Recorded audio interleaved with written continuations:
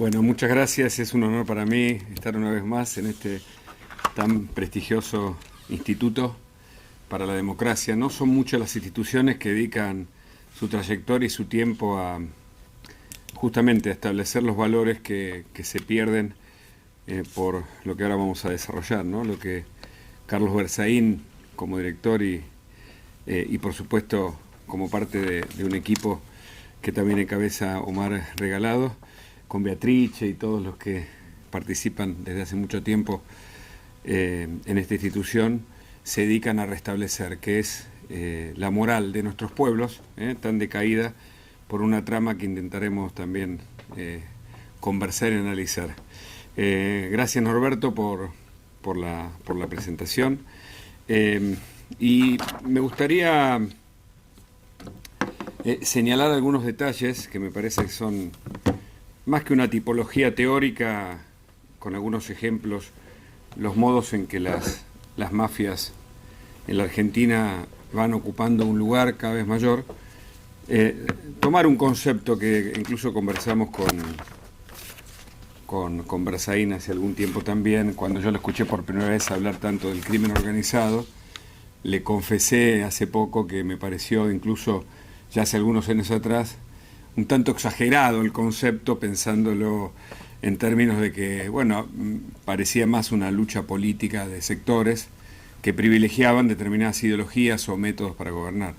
A lo largo del tiempo y de la demostración empírica por los casos incluso que me tocó investigar, pude observar claramente, después de seguir con los detalles adecuados, lo que pasó en Venezuela, sus víctimas.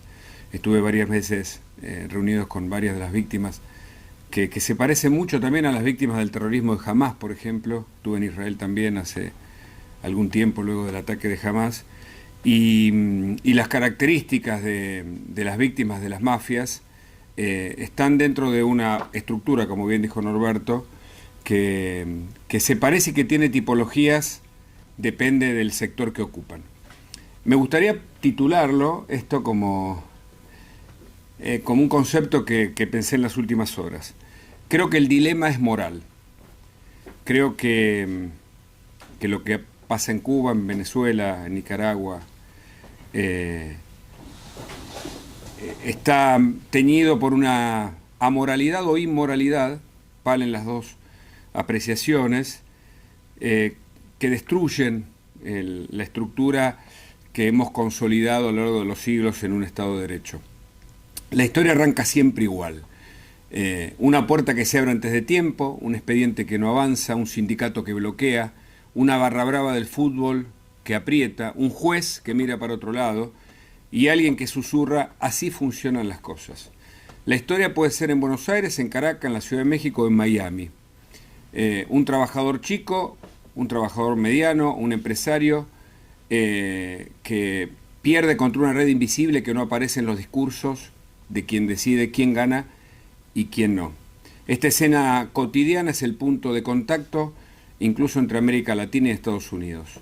De los viajes, ya más de 10 en los últimos años que he hecho este enorme país, nunca encontré tantas similitudes cualitativas que intentaré describir después de hacer una mirada sobre las mafias en la Argentina. Creo que en ese escenario de mafias estructuradas, de organizaciones políticas que se desarrollaron con tentáculos a lo largo de toda la sociedad, que la atravesaron como una red invisible y visible cada tanto, por supuesto con sus expresiones y sus acciones violentas, pero mientras uno observa eso a lo largo de las décadas, uno entiende, mejor dicho, por qué ganó Javier Milei en la Argentina. Y también, por qué no, entiende por qué ganó Donald Trump en Estados Unidos. Los dos se presentan como outsider, los dos prometen terminar con la casta, con el Estado profundo, viciado de defectos o vinculado con las mafias, y ambos creo que implícitamente, en el caso de Milei tal vez más concreto en el sentido verbal de la palabra, señala que es el fin del socialismo del siglo XXI, ¿no? La idea de terminar con las mafias, con la narcocriminalidad política. La pregunta central no es si el diagnóstico es verdadero o falso, la pregunta es si el remedio alcanza. ¿A dónde estamos parados hoy? Sabemos que en América Latina el socialismo del siglo XXI se construyó como un sistema desde mafias sindicales, mafias políticas, financieras, judiciales, que se fundieron, se amalgamaron con el Estado, con los gobiernos de turno. Es impresionante esto, cuando uno recorre el detalle de la vida periodística de los distintos procesos, uno ve claramente cómo hay puertas en despachos donde se arreglan con las mafias, directamente, como si eso fuese algo necesario para que la cuestión funcione. Vamos a intentar analizarlo también un poco más teóricamente, pero por lo pronto quiero ir a los ejemplos.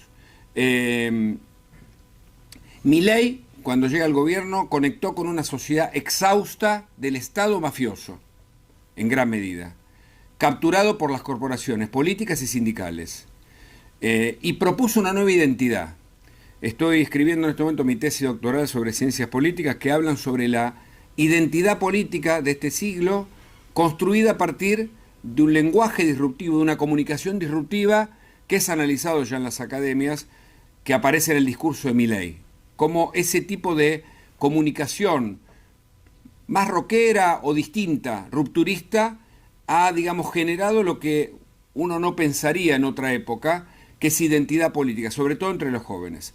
Hastiados del otro, los jóvenes ya saben aquello que los adultos muchas veces saben pero conviven como exhaustos pero impotentes a la vez. Parece que en algún momento se enfrentara ahora en otro siglo, en otra versión, la idea de esta democracia directa contra grupos mafiosos. Esta es la discusión. Y aparece un nudo que son justamente las mafias muy enquistadas, que forman parte de un proceso de peajes, de cobros de aranceles para dejar funcionar el sistema, que es muy difícil desarticular. Hace 2 días atrás, por ejemplo, un empresario en la Argentina, uno de los más importantes, en una licitación para Vaca Muerta, que es la usina de gas y de petróleo más importante de la Argentina, y muchos señalan que es a nivel mundial, ofertó un 40% más de lo que ofertó una empresa del extranjero, por caños para transportar ese gas. Y se generó toda una discusión que fue abordada ayer por el propio presidente Milei. Y la discusión es, ese empresario argentino que pasa 40% más, ¿lo hace porque tiene costos mayores, porque no es competitivo, o porque tiene que repartir entre mafias a las que también le tiene que pagar para poder funcionar? Así pasó con los cuadernos de la corrupción. Los cuadernos de la corrupción fueron el ejemplo más cabal en la historia de la corrupción argentina de un sistema corrupto en todas sus áreas, que empezó con el kirchnerismo en el sur, con una maqueta, con un ejemplo que fue las rutas asignadas a un empresario amigo, que era un testaferro del gobierno de los Kirchner, a quien se le asignó la ruta, y una vez que se animaron a hacer eso, luego fueron por toda la obra pública nacional, o por toda la estructura de desarrollo de un país, todo corrupto. Bueno, algo de eso todavía queda, y esto es lo que vamos a intentar explicar un poco mejor. Eliminar una mafia exige más, mucho más que un grito, exige instituciones que funcionen incluso cuando gobierna un adversario político, exige un mercado sin privilegios, como advertía Don Smith, exige una justicia que no negocie ni tiempos ni fallos, exigen sindicatos que representen y no extorsionen, exige una política que administre sin apropiarse. La polarización ofrece una ventaja, pero también es un riesgo. La ventaja es que rompe el silencio. La gente grita en la calle, acompaña a este gobierno. Uno dirá, le gusta más o menos, y la democracia es así. Es la libertad de votar a quien uno desee. Pero el punto es, ¿qué hay del otro lado? Del otro lado la gente sabe que hubo un sistema mafioso, que no se quiere ir. Las mafias sobreviven a los gobiernos, se adaptan al lenguaje del ganador, aprenden a hablar liberal o progresista, nacional o globalista, pero conservan su lógica. En esa pelea no se gana con un líder providencial solamente. Se gana cuando la puerta deja de abrirse antes de tiempo, cuando el expediente avanza, cuando el sindicato defiende, cuando el juez falla, cuando el poder deja de susurrar. Así funcionan las cosas. La mafia sindical. Yo voy a hacer una tipología de 5 tipos de mafias. La sindical. La sindical tiene una base de poder a partir de los gremios que controla y de afiliados que son personas cautivos como socios de un club, socios que no tienen muchos privilegios como los socios del club, sino más bien pagan porque supuestamente el sindicato los protege. Bueno, ya conocemos la historia. Y les da una representación laboral. El modo de acción, cuando en este caso los socios crecen, es decir, la cantidad de afiliados y el poder económico del sindicato crece, es apretar a las empresas que no quieren adherir a ese sindicato. Es un modo bastante similar. Nos tocó, por ejemplo, pongo un ejemplo en cada caso, investigar la mafia de los Moyano. La mafia de los Moyanos es la mafia de los camioneros. La Argentina tuvo durante buena parte del siglo XIX los ferrocarriles más avanzados de América del Sur. Algunos dicen que tan avanzados como los de Paraguay, que fueron los que mejor desarrollaron su red ferroviaria. Pero como en la Argentina lo desarrollaron los ingleses con mucho conocimiento del tema ferroviario, el sistema ferroviario de la Argentina era fenomenal. Hasta que en algún momento la mafia de los camioneros empezó a hacer presiones a los gobiernos para desarticular los ferrocarriles e imponer el transporte de camiones. ¿Qué pasó? Más accidentes, más costo de transporte y más mafias creciendo. A tal punto que el clan Moyano, así lo llamamos en la Argentina, ¿no? Aquí en Nueva York hubo una mafia también de los camiones, ¿no? Conocida. A tal punto que esa mafia de los camiones generó un pulpo empresarial. Hoy son mega empresarios. La lógica del sindicato funciona como una empresa de servicios políticos que negocia, escuchen esto, paz social a cambio de privilegios. Es decir, yo te controlo a esta tropa, te controlo a esta cantidad de afiliados, te controlo a quienes puedo manejar en las calles y de ese modo puedo darte cierta paz. La defensa del trabajador queda desarticulada, la libertad de quien puede defenderse por sí mismo queda supeditada bajo o subordinada bajo el negocio de la conducción de la mafia sindical. La mafia política, yo creo que esta es la más arraigada a lo largo de las décadas y es la más difícil, incluso la que más le está costando a la administración Milei de cara a las reformas que se van a plantear en estos días en el Congreso de la Argentina. La base de poder, cargos públicos y control del Estado. Es decir, en la provincia de Buenos Aires, Axel Kicillof es el gobernador, tiene un ejército de personas a las que le da trabajo. Y ese ejército de empleados públicos no para de crecer. Y por supuesto es plata que como no tiene, porque no le alcanzan los fondos que él administra, se endeuda para poder tener más empleados públicos. Los servicios de seguridad, de justicia, de salud, están por el piso. Sin embargo, él sigue contratando gente. ¿Para qué? Para tener un ejército, para tener los famosos militantes. La lógica, el Estado es botín y es escudo de impunidad. Articula con otras mafias, y ahí tenemos, hago una salvedad, como él con las empresas del Estado bonaerense puede dar puestos a líderes clave, por ejemplo, no sé, estoy pensando en líderes del fútbol. El SEAMSE, la empresa más importante de limpieza y sobre todo la que actúa en la provincia de Buenos Aires, y quien está como vicepresidente, Chiqui Tapia, que es el presidente de la Asociación del Fútbol Argentino. Como para decir que se reparten esos cargos de todas las administraciones del sector público de la provincia de Buenos Aires bajo esa articulación de construcción de poder, de negociar no la mejora de los servicios, sino de cómo se puede contener y tener un rédito personal. La mafia barra brava, nos metemos en el fútbol, es un tema que he investigado desde hace mucho tiempo, incluso metiéndome entre las barra bravas a mucho riesgo para contar en detalle y mostrar a través de las cámaras y de las crónicas cómo funcionaban inicialmente. Bueno, funcionan como grupos de tareas, como grupos de personas, de patotas, organizadas que van hoy para defender un equipo de fútbol, mañana van para la política partidaria de un sindicato, es decir, son una suerte de mano de obra organizada y empoderada a fuerza de puños y de armas que son capaces de controlar un territorio. Articulan en usurpaciones ilegales, funcionan a una línea telefónica que es contratable bajo este sistema mafioso, porque el sistema mafioso atenta contra la democracia porque no sigue las reglas de la democracia.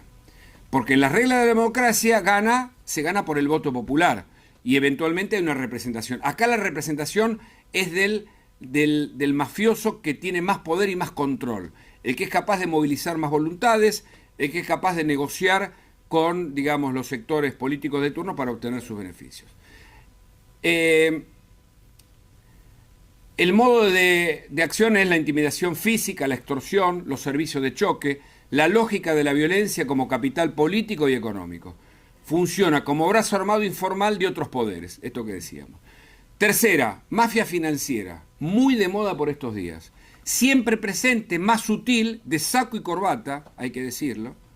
No son ni grandotes ni van con armas en la cintura, pero tienen todo tipo de armamento.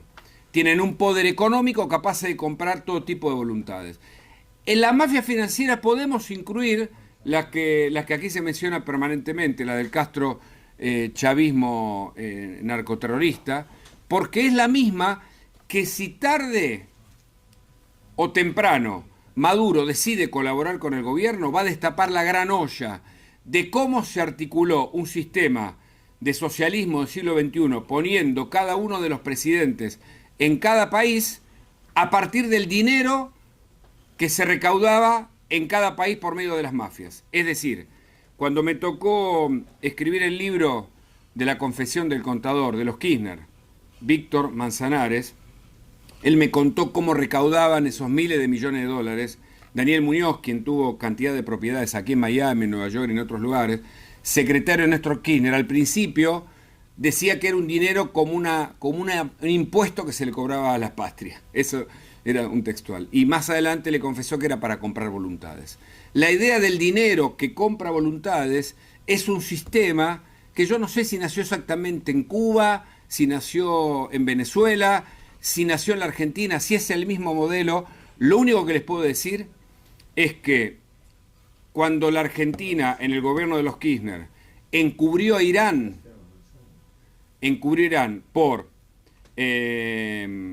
los delitos de terrorismo que hizo Hezbollah con la voladura de la Embajada de Israel en el 92 y de la AMIA en el 94, cometió un acto criminal que Cristina Fernández va a ir a juicio por encubrimiento, por un memorándum de encubrimiento a favor de Irán, y según el juez Bonadío, por traición a la patria. Tuve la oportunidad de preguntarle a Bonadío, antes de su muerte, por qué él consideraba que había sido una traición a la patria.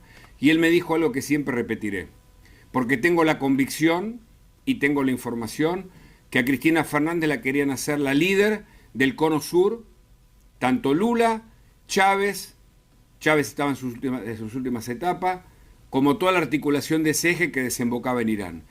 Ahí, más que una articulación ideológica, había una articulación económica, había una clave financiera, había una mafia financiera, que pasado ese momento, porque hoy el péndulo va hacia otro lugar, tiene otras manifestaciones. Por ejemplo, en la ruta del dinero del fútbol, ¿no? Que es un tema que quedará para otra oportunidad, pero es un tema que también sigo en el día a día. La idea de la mafia financiera es que tiene una base de poder, donde maneja dinero que tiene opacidad, tiene mucho saber técnico para armar empresas, para desviar dineros. Me acuerdo cómo fue, por otro, los arrepentidos en las megas causas de la corrupción kirchnerista, así se las denomina en Argentina, cómo había sido, dijo Fariña, el financista, cómo había sido esa articulación de dinero que el juez Casanello investigó a través de las cuentas en Suiza, con un toque en cómo iban a las cuevas financieras para enviar dinero negro y que ese dinero volvía blanqueado. En el caso del fútbol, las propias fuentes que investigaron uno de los procesos determinaban que todo el dinero en mansiones, en yates, en aviones, era un dinero que era al fin y al cabo blanqueado, pero venía de origen ilícito en muchos casos, porque eran contratos en negro. Entonces, todo sistema de fraude es el sistema que maneja la mafia financiera, que está, tal vez sea la más difícil de combatir de todos. La mafia judicial, como última, como quinta, habría más, pero nos quedamos hasta acá porque tenemos un tiempo determinado. La idea de poner jueces y fiscales, operadores, manejar los tiempos procesales, el modo de acción, cajoneo de causas, fallos direccionados y extorsión judicial. Marcelo Aguinsky fue uno de los jueces que hasta la semana pasada tuvo a cargo la causa más importante de los desvíos o por el fraude en la Asociación del Fútbol Argentino y sus derivaciones internacionales.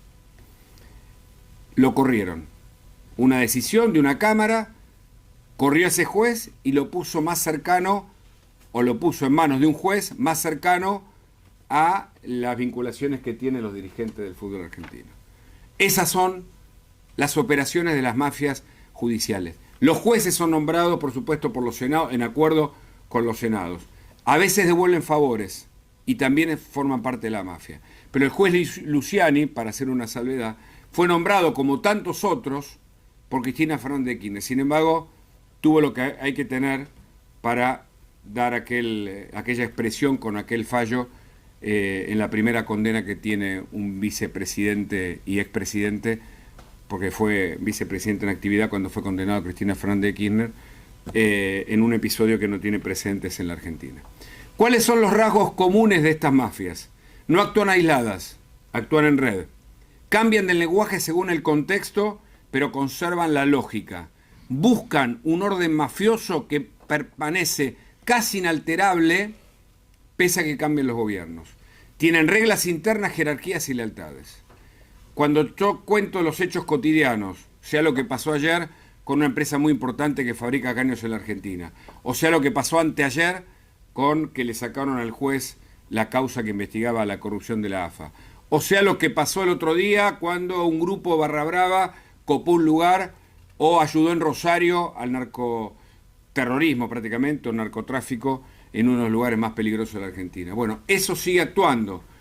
El gobierno que encabeza Javier Milei creo que está haciendo un trabajo interesante como auxiliar de la justicia como poder ejecutivo, pero sobre todo no interviniendo en ningún proceso para que la gente pueda sacar sus conclusiones y a la hora de votar pueda saber qué gobiernos son más proclives o directamente son mafiosos y qué gobiernos intentan evitar o reducir al mínimo, porque esto no se saca de un día para otro. Comenzamos diciendo, y ya voy terminando, el dilema es moral. La extracción de Maduro de Venezuela ha significado un cambio para la región, un cimbronazo, un impacto, aire puro por primera vez después de muchas décadas. Esperamos por Cuba y esperamos por muchas otras naciones agobiadas por los autoritarismos mafiosos. Pero el dilema es moral, porque cuando la inmoralidad baja desde el poder y se siembra la duda, y es lo mismo trabajar que no trabajar, es lo mismo militar para ganar un puesto que no hacerlo, o en todo caso la militancia es el mecanismo y no la meritocracia, todo se empieza a pervertir. Y para cambiar eso hacen falta reglas de juego y ejemplaridad en el liderazgo. Y esto es lo que más cuesta. Tenía una parte teórica que la dejaría para otro momento. Termino diciendo esto. Había una vez un comerciante que abría su negocio antes del amanecer. No pedía subsidios ni favores, solo reglas claras. Pagaba impuestos, cumplía la ley y confiaba en que el esfuerzo alcanzaba. Un día apareció alguien que no figuraba en ningún organigrama, no era funcionario ni sindicalista ni juez, pero hablaba en nombre de todos. Le explicó que para seguir trabajando debía arreglar. No era una amenaza implícita, era algo peor, una norma no escrita. Esta escena mínima es el punto de partida para entender la política contemporánea en clave comparada en toda América Latina. Termino. Había una vez otro comerciante, años después, en otro país. Abrió su negocio sin que nadie le pidiera nada. No porque hubiera un líder fuerte, sino porque el juez fallaba, hacía su trabajo. El sindicato representaba, el banco competía, el funcionario controlaba y el poder dejó de susurrar. Ese final no es épico, no es televisivo, pero es el único que distingue una democracia ruidosa de un orden mafioso. Y esa es la discusión de fondo que hoy atraviesa tanto América Latina como los Estados Unidos. Muchas gracias.